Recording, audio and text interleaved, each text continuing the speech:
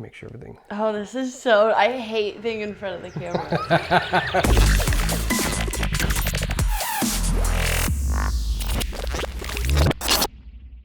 Hey guys, Matthew here from Low Gear. I'm sitting here with Rachell Stierly from Rachell Stierly Photography. First off, thank you very, very much for letting me set up here in your studio. We're actually shooting here in Rachell's studio today. First off, I gave my the people who have seen, all 10 people who saw the video before, kind of a brief, very, very, very brief preview and overview of your work.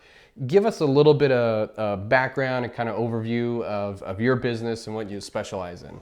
I am a natural light photographer, so majority of I'd say 95% of everything that I shoot is outdoors, either at sunrise or at sunset. The only time that I ever use flash is at, really dark reception halls, where, you just can't, you can open up the aperture and you just can't get enough light.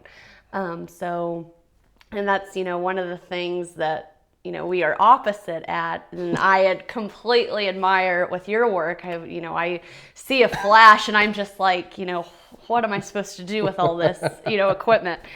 So, I've always stuck with natural light. I love the softness it brings into my pictures. Mostly of what I do, I do families, maternities, newborns, but I specialize in high school senior females. And I do photograph males as well, but outdoor weddings too. Okay. So. Well, cool. And I'll get into that a little bit more here in a bit, but I'd be remiss if I didn't ask you well, for one, how long have you been a professional photographer? Professional, I have owned my own business now for this year will be 6 years. Okay, nice. Yeah. So give us a little bit of background kind of before that. What was your involvement with photography up to the point, it became a business, till the point it became Rachell Stierly Photography? I was actually a late bloomer. I graduated high school and I had no idea what I wanted to do. I knew that I didn't want to go to college, and I'm from a family of entrepreneurs, and so, it was kind of like learn a trade, get good at it, enjoy it, love what you do. So what's the background in your family as far as entrepreneurs? Yeah, most of them are all contractors, so in construction. So that was neat to have that aspect. You get to see the business side, how they interact with their customers, all the QuickBooks and, all the tax, problems and questions that come up. So the hair pulling moments. Yeah, the hair pulling, the stress, all the pros and cons. I knew I could not work a 9-to-5. My family never has. I grew up, not working a 9-to-5.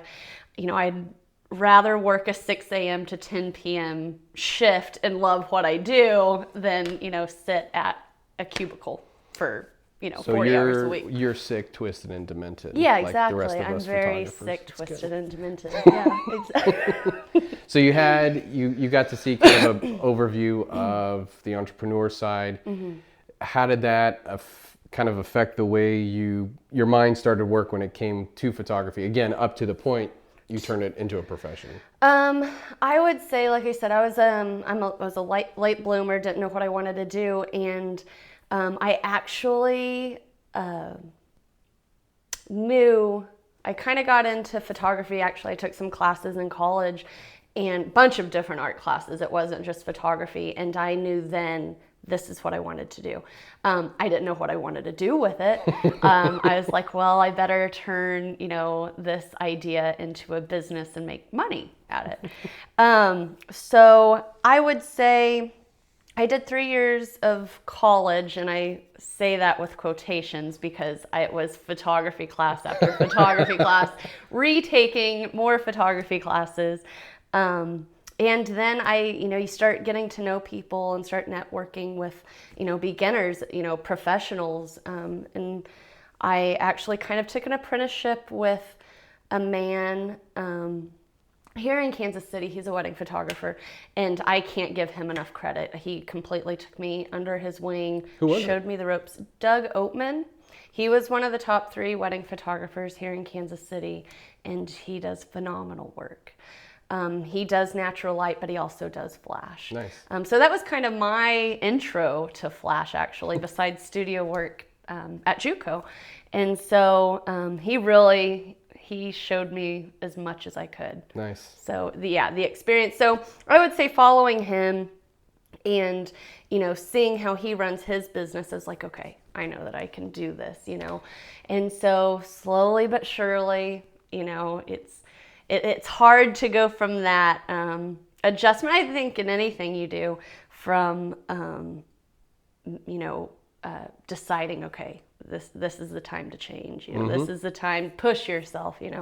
And so 6 years ago, I was like, okay, if I'm gonna do it, dive in head first, and I've been diving ever since. Live and learn. You mentioned Doug?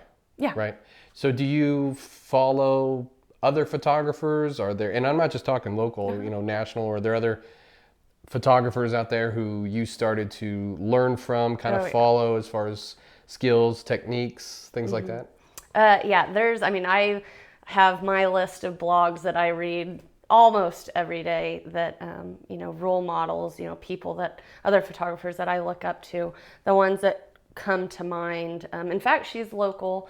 Allison Corin Photography. Okay. She's based in the Kansas City metro area, and love her work. She's a natural light photographer, and she has these dreamlike pictures. They're just, it's like you're almost there, like exactly what's going on. Like, she tells a story, and Very cool. I admire that. That's really cool. Meg Borders. She is actually, I believe, she's on the West Coast, and now that I say that, it's probably opposite. So we'll just cut that out. Exactly. But she specializes in high school senior girls. Okay. And again, natural light. I've started following her probably even before I started my business, and that was before I knew what I liked to shoot. So she really molded me a lot. And then also Spanky Mills. Spanki. Local? I'm not even going to say where she's from. I want to say California, but yeah, I'm pretty sure California. It could be California or North Carolina. So. Yeah, exactly. East or West Coast. Somewhere in the U.S. Or somewhere in between. Yeah. But she specializes in high school senior girls as well, natural light photographer. And, I tend to follow photographers that tell a story. Mm-hmm. I like that photojournalism approach. Sure. And that's who I follow. Nice. Yeah. How would you summarize what makes you different than other photographers? What separates Rachell Stierly Photography from others?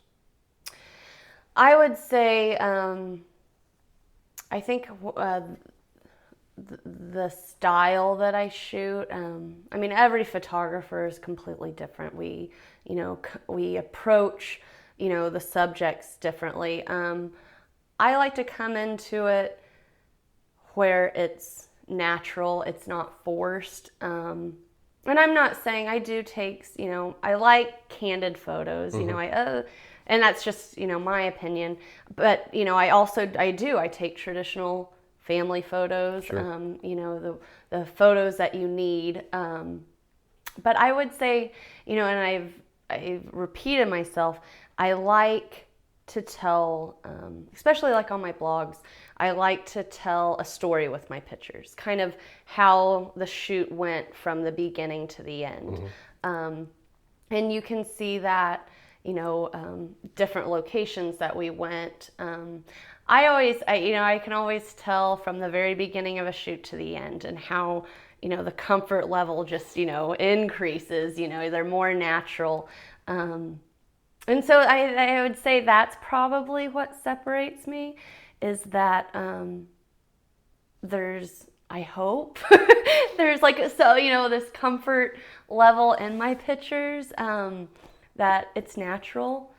So I would say, yeah. Okay. It's not just 1, 2, 3, say cheese. Yeah. Oh, no, and there's a lot that still will shoot though. Yeah, there's dancing, there's moving around, there's dogs, there's a story. Yeah. And I think that's what I like to do. No, I've noticed that in your blog post, there is kind of a progression from beginning to end, which is very nice.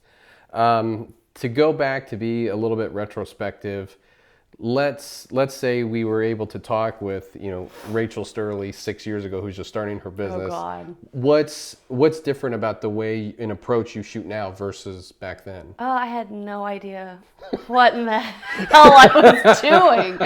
No, I would go to a photo shoot and just what are we gonna do? Where are we gonna go? Would you turn to the client and go, "Do you have any ideas?" Exactly. I was so clueless. Do you want to work my camera for me?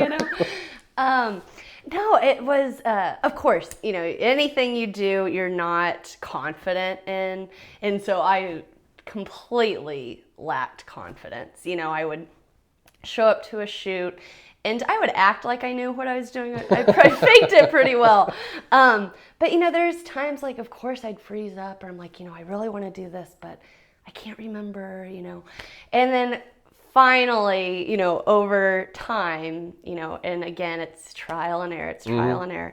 And you become comfortable. You become confident. Finally what you're doing. You just kind of, it becomes second nature. Nice. Yeah. So what is it that kind of kept you going? And the reason I ask that is for someone who says, hey, I'm going to turn this into a business, someone's paid a photographer money and you're blanking out and you don't know what in the world you're doing. Yeah. That could be very discouraging. Yeah. So to go through that maybe repeated times over and over at the beginning, I would guess there's a lot of people who would give up and say, I'll just turn this into a hobby or I'll just keep it as a hobby. What was it that kept you going? I had no other options. No. It was ultimatum. Exactly. I would say there's a lot of things in life that I'm so unsure about. But when I pick up a camera, I know that this is what I love. This is what I enjoy most. This is, and even when I didn't know anything about it, I would say,